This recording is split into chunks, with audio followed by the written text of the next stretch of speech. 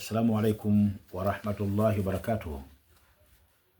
Alhamdulillahi alladhi allama bilqalam allama linsana ma lam ya'lam. Wassalatu wassalam ala rasulillahi nurul hidayah wa ala alihi wa ashabihi an-nujumu rashada, amma ba'd.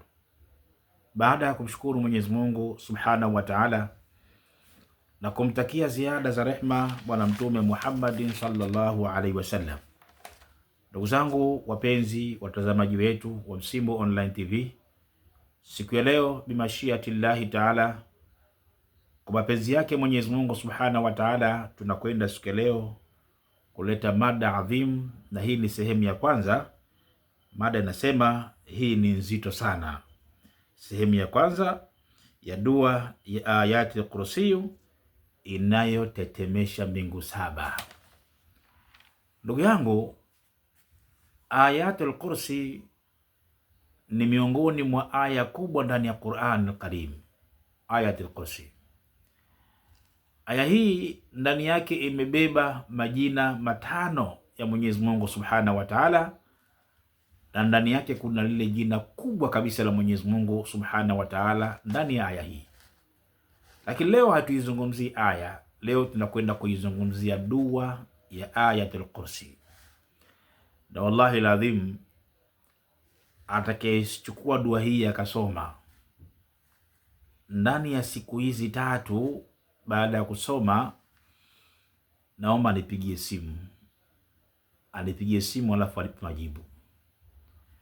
Dua hii kama utaisoma kwa nia na ukalikusudia jambo lako hasa mahsus, na ukatafuta wakati mzuri wa kuomba dua hii, wallahi ladhim, ina majibu ya haraka sana sana sana tu. Inawezekana ndugu yangu umehangaika sana kwa jambo lako, tatizo lako sana tu, pengine imefikia hatua mpaka umekata tamaa kabisa kwamba bwana mimi basi.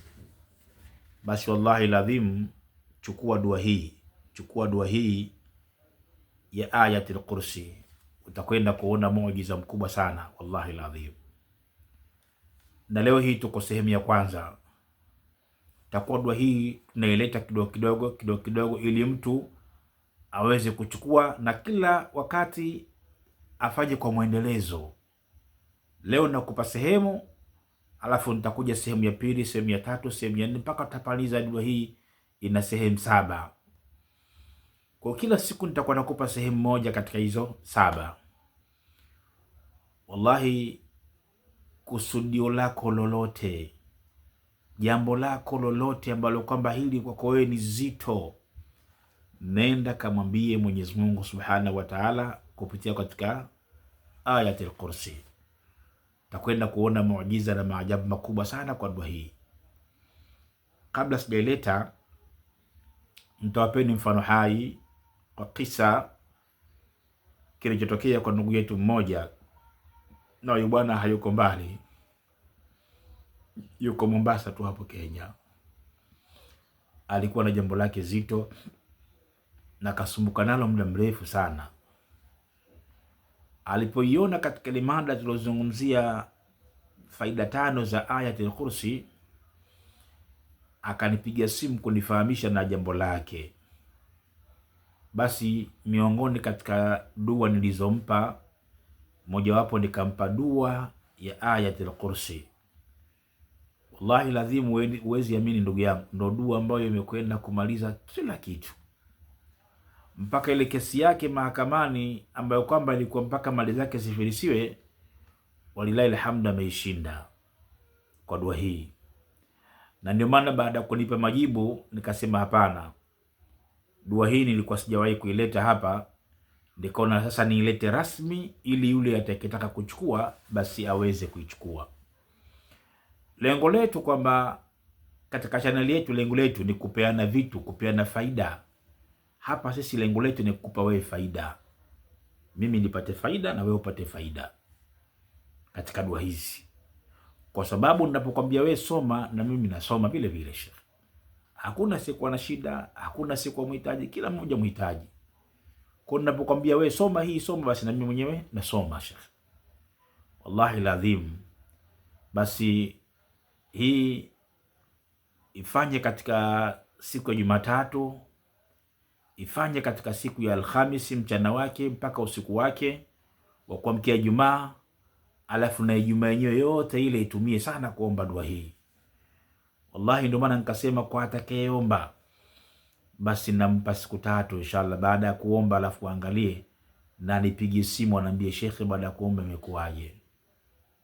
Lakini cha msingi zingatia, unapoomba dua hizi, kwanza mwenyewe muombaji uwe na yaqeen, alafu hudhurisha moyo wako, hudhurul qalbi, hudhurisha moyo wako pa unapoomba dua, utakwenda kuona muujiza na maajabu yaliokuwa makubwa. Twende katika dua sasa.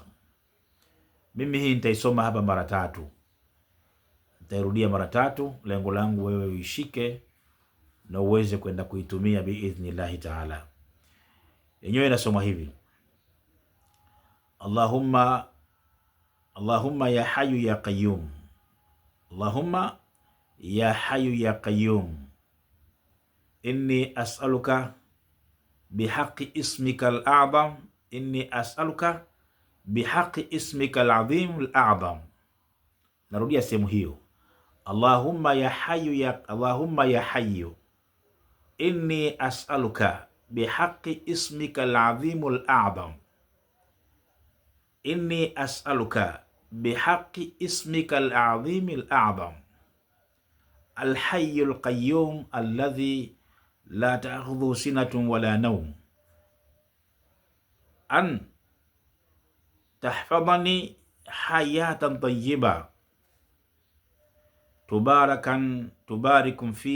tubariku li fiha, wala yahsibani fiha su'an wala makruhu abadan. Narudia tena. Allahumma ya hayyu ya qayyum, Allahumma ya hayyu inni as'aluka bihaqqi ismika al-azim al-a'zam, al-hayy al-qayyum alladhi la ta'khudhu sinatun wala nawm, an